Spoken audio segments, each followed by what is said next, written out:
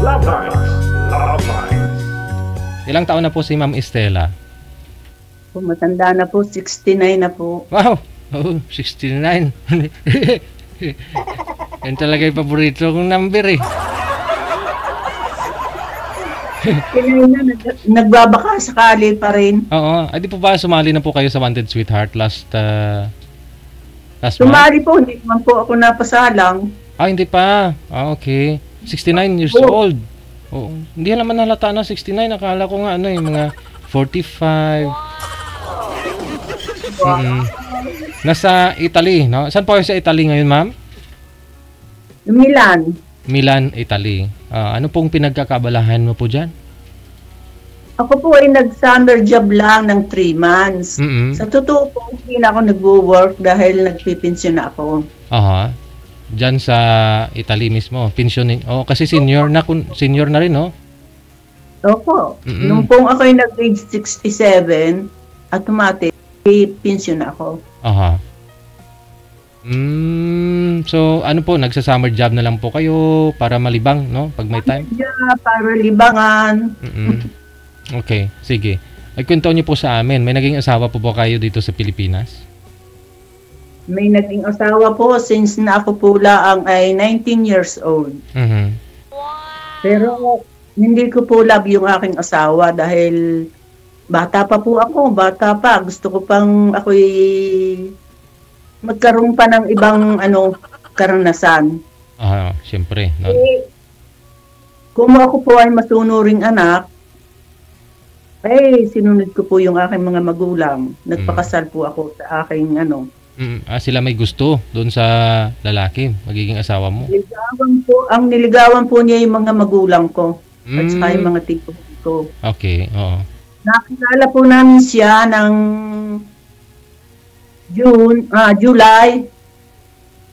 May.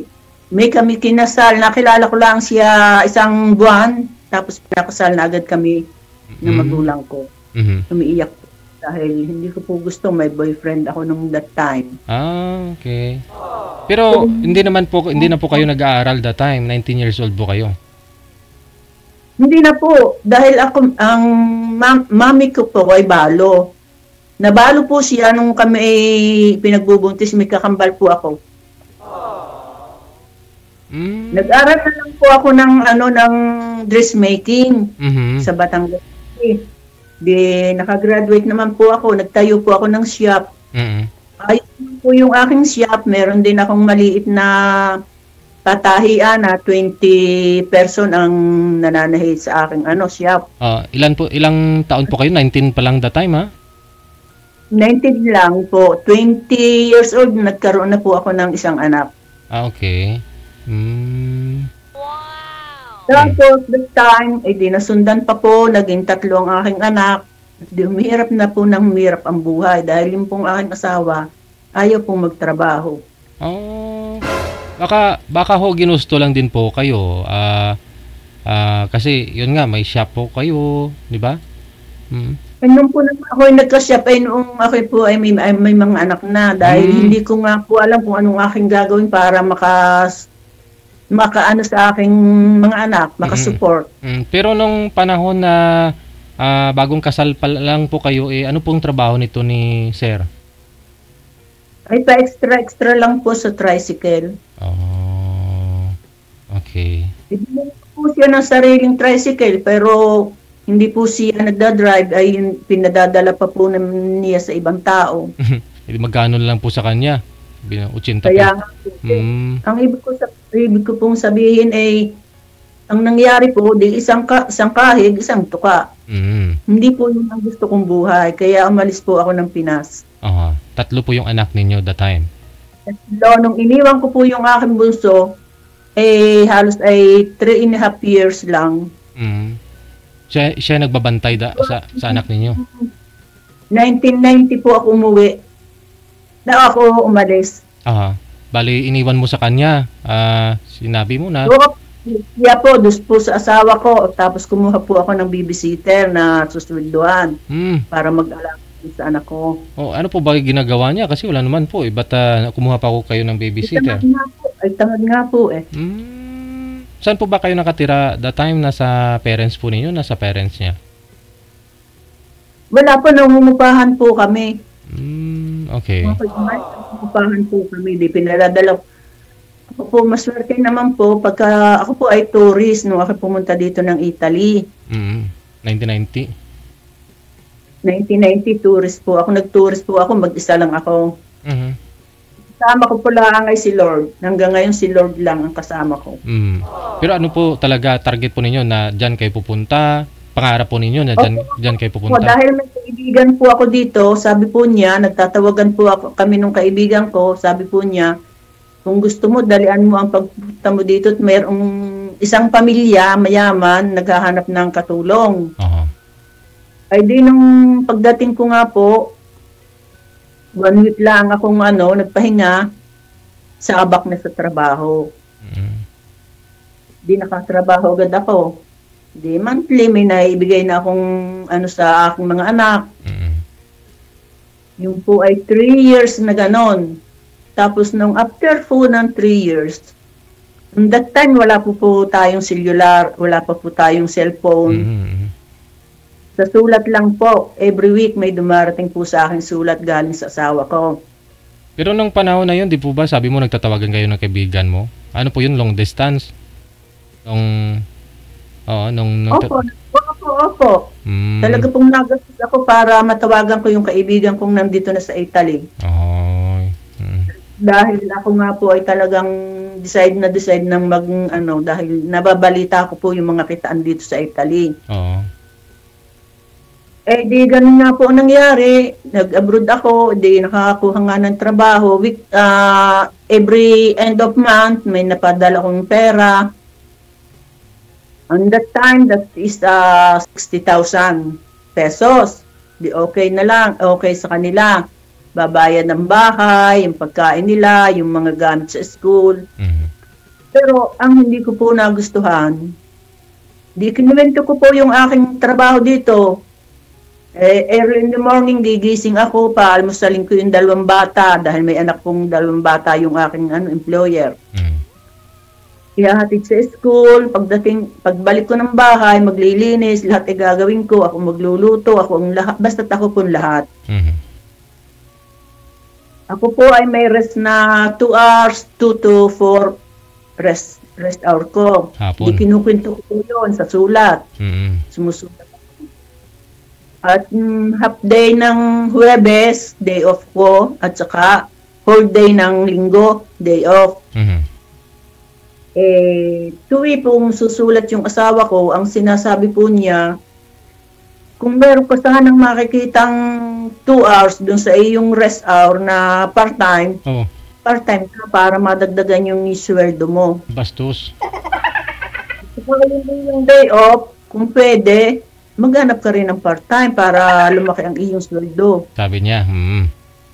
Sabi po ng asawa ko, diyan po ako napaiyak. Ngayon po, hanggat ngayon po maalaala ko, hindi po pagmamahal ang kanyang ina-accept ko po siya kahit hindi ko po gusto. Dahil sa pagsunod sa aking mga magulang, dapat naman po magpakita siya ng kaunting pagmamahalaan. Kaunti. Yun lang naman po. Dapat po sasabihin niya, mag-iingat ka dyan, baka magkasakit ka, nag-iisa ka dyan. Wala po. Nutusan ka pa na mag-part-time. Opo. Talaga po that time, tinapos ko na po ang relasyon ko sa kanya. Ako po, naawa po sa akin yung aking employer.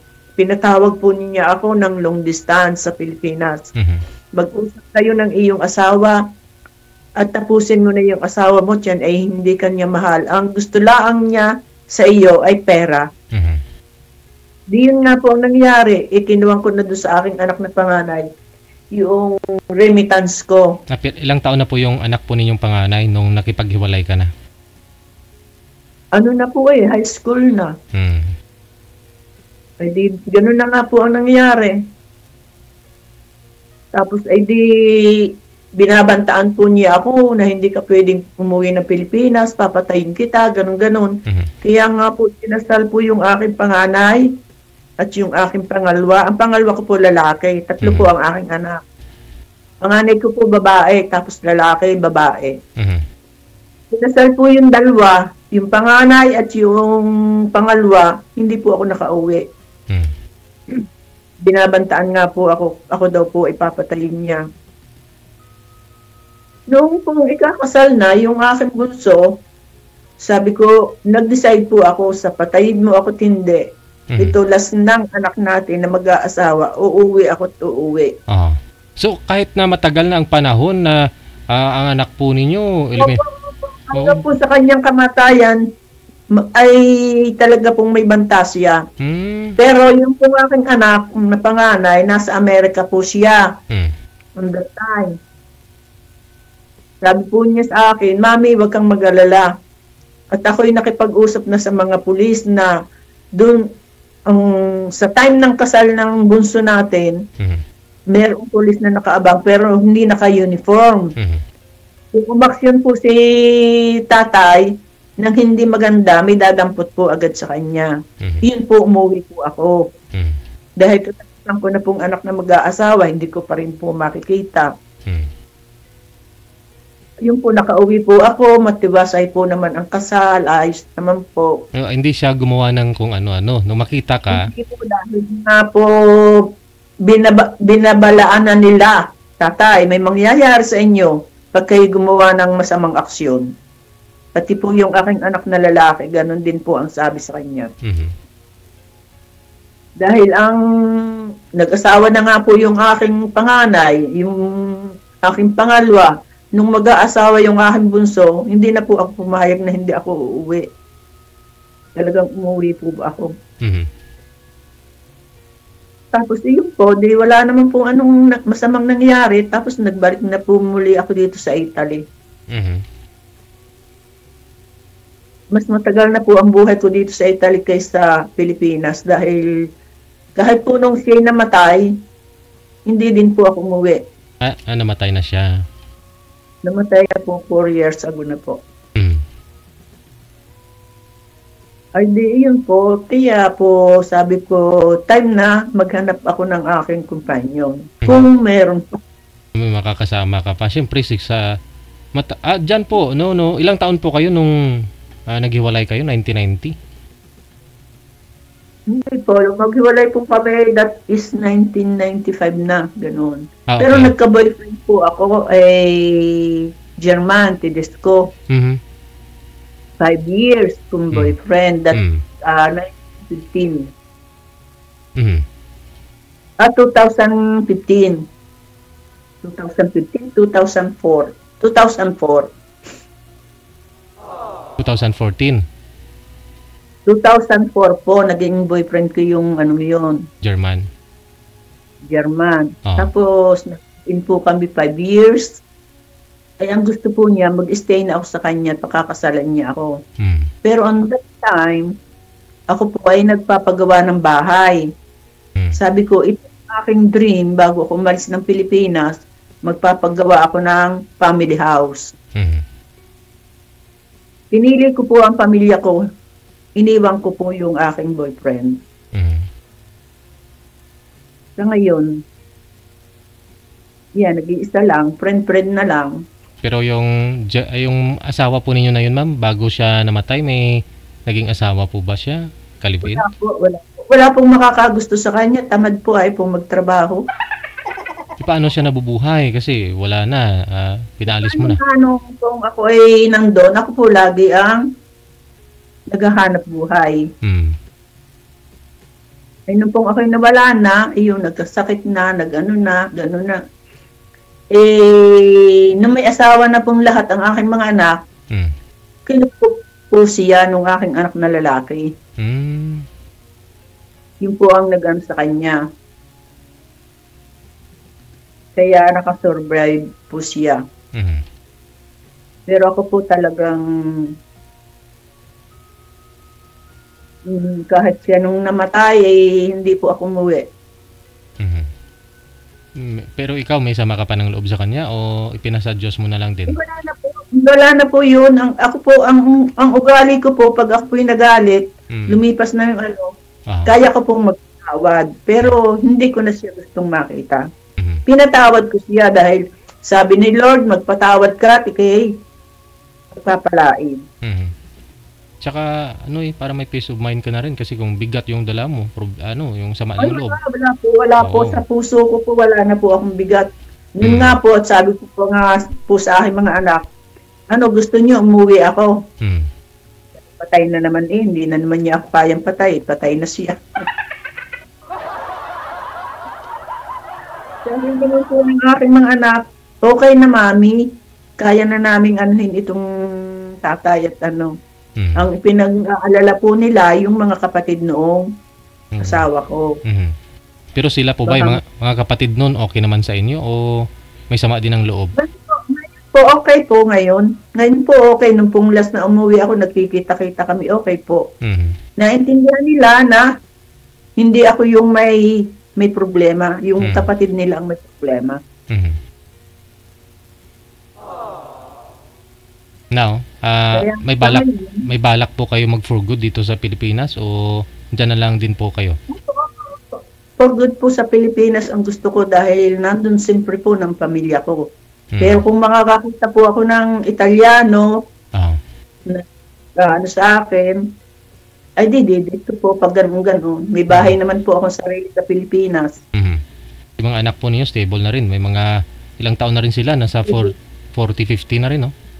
Stable na po, may apo po. Ako po ay may apong 7 lalaki. So nakapagbakasyon naman po kayo dito? Kailan po yung last mong bakasyon, ma'am? Last 3 months lang po. Kaya lang po ako bumalik dito, tumawag nga itong employer kong ito, na ito po ay ang ding summer job last year. Tumawag po siya, ako po yung nasa Pinas, sabi niya, kung gusto mo ay umuwi ka at ikaw uli ang mag-summer job. Doon lang po ako dumating June 24, June 26, nag-start ako ng summer job. So ngayon, kakapahinga mo lang po pala ngayon, no? Nandito pa po, ang tapos ko pa po dito ay sa Martes pa. Dahil 3 months na summer job. After that, uwi na naman kayo ng Pilipinas?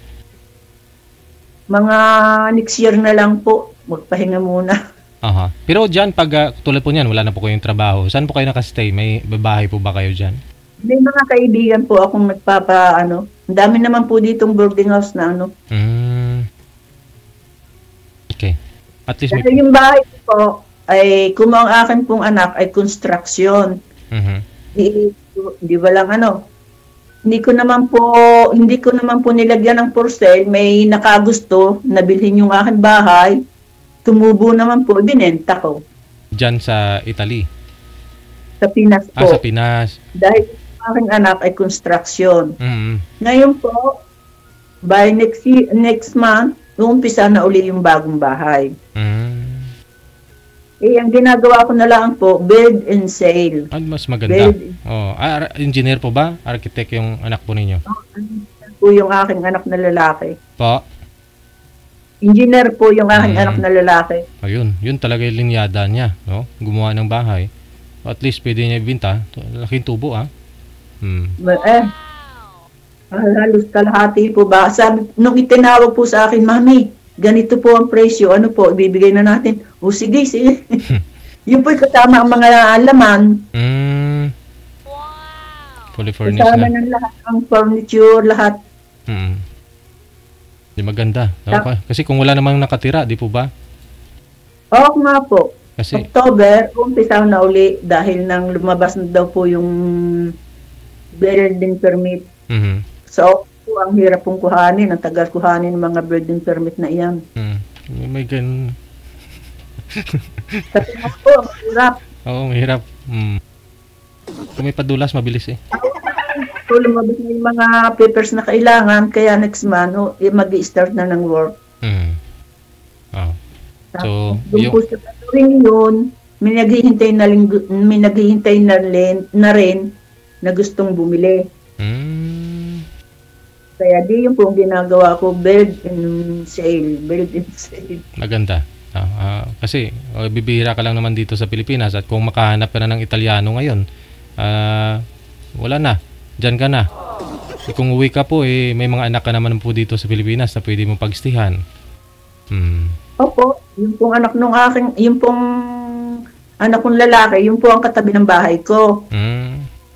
Malaki po ang bahay niya. Sabi niya sa akin, Mami, kung ikaw man ay uuwi kahit ngayon, di wala pa, hindi pa yari yung bahay mo. Meron po akong guest room dito sa baba, sa iyo yun.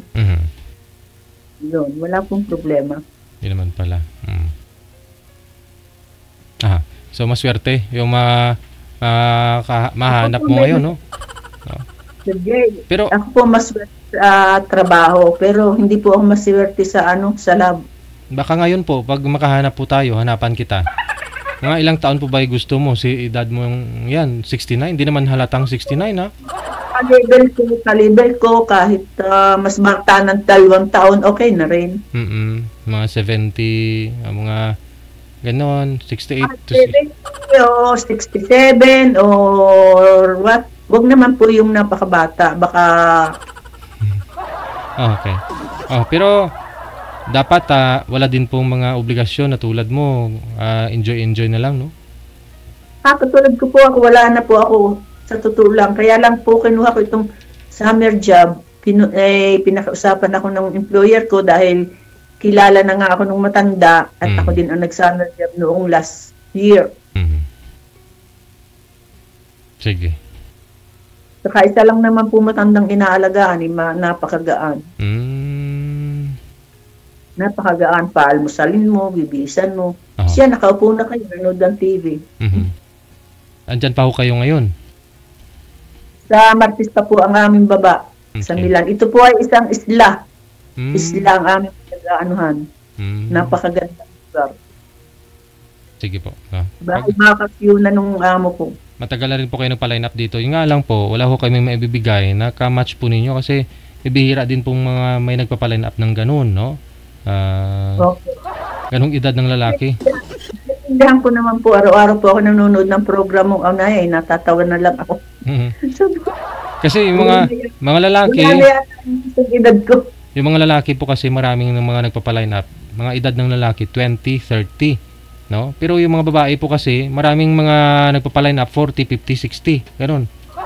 Meron din po nakita na edad ko na, ang gusto ng may bata, ang babae. Oo, merong ganon, no? Gusto merong ganon na, opo, kita ko. Gusto nila bata yung babae kasi sa kanila. Pero alam mo ma'am, pag ganyang pensyonada ka tapos nasa Italy pa, marami talaga niyan. Tulad po noon kay Sir... Sino nga po yun, manager? Sa US din, na magpo-for good. Si Sir Danilo, napanood po ninyo yun? Parang nasa 60. Oo, yun.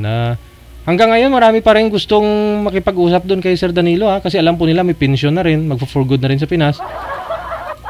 Po, manager? Oo. Ako po, may sarili akong bahay. Kung ako may makukuhang partner, bibili kami ng sasakyan. Mag-giro-giro na lang kami.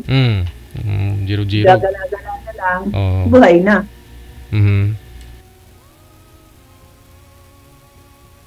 Wala po akong kapusang anak. Hindi isa lang ako sa bahay. Wala pong mga nagre-rito-rito sa inyo, ma'am? Kunyari, mga close friend mo, family mo. Yung... Marami po sa akin nagre-request dito sa Facebook. Natatakot po ako dahil ang iba ina-accept ko. Minsan po naman ay mga scammer. Pag ilang message ka na, di pasasakayin ka muna ng pasasakayin sa mga message. Nanghihingi ng pera. Ibinablock. Tama. Yun po talaga yun, no? Kaya, hindi, I mean po yung mga kapamilya mo, mga kakilala nyo dito sa Pilipinas, mas maganda po yung kilala nila yung mairirito sa iyo ba? Paano naman po, hindi naman po ako nag-i-stay ng matagal sa Pilipinas. Kaya wala pa po akong Diyan po, Italiano. May mga manliligaw po ba kayong Italiano? Marami pong manliligaw. Pero ang gusto ko po yung magtutotoo.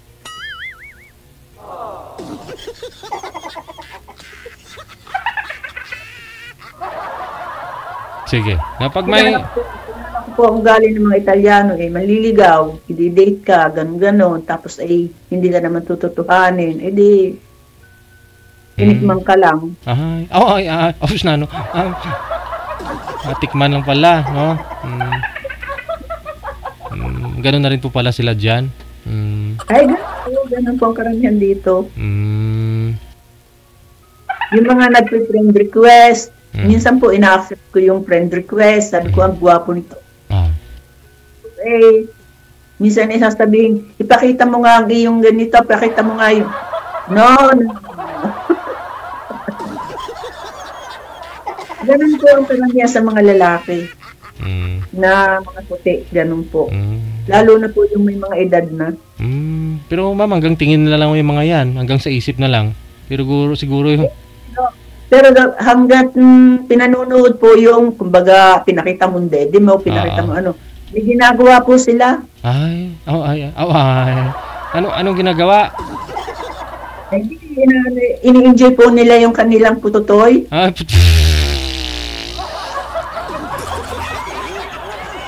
Pero pag may edad na, sigurado, pag maraming bisyo, pag may edad na, mga pag 70, wala na yan, ma'am. Oo, hanggang tingin na lang talaga, no? Sila ng gano'n na nakikita nila kahit hindi. Kung sa kuwan ay sa isip na lang. Sa isip na lang. Hindi yung isip niya, yung mata niya.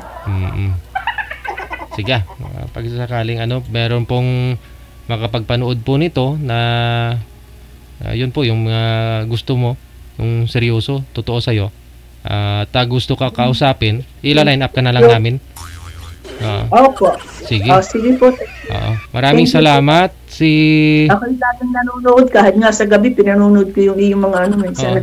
Kagabi ang dami kong kami message doon sa babae laging nakaganoon. Saan doon? Oo. Yung nasa... Ay, tinatakpan yung mukha, yung bibig, yung may dimple. Sabi ko, hindi ka naman bingot. Bakit mo tatakpan yung bibig mo? Baka daw mga makakilala. Sabi niya, naiya daw siya. Ay, ambot. Kasi alam naman nilang public yan, tapos iya pa. Bakit siya sumali kung takot siyang gano'n?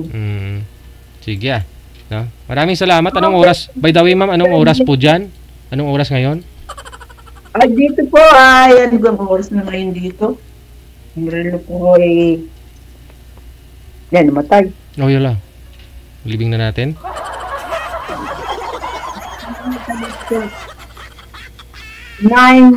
9 o'clock ng umaga po. Papasok na. Oras na ng pagpasok. Okay, sige. Martes, Webes na rin. Araw na rin ng Webes ngayon. Opo. 6 hours po ang ating gap. Sige. Maraming salamat ha. Good luck po. Pag may na lang, keep open na lang ang linya para anytime pwede po kayong maisa lang. God bless. Likewise. Kapogan, Sir Jay. Thank you. Nawawala yung aking lungkot pag ako nanonood ng programa. Ikaw lang yung tinitingnan ko. Sige. Maraming salamat ha. Okay, thank you.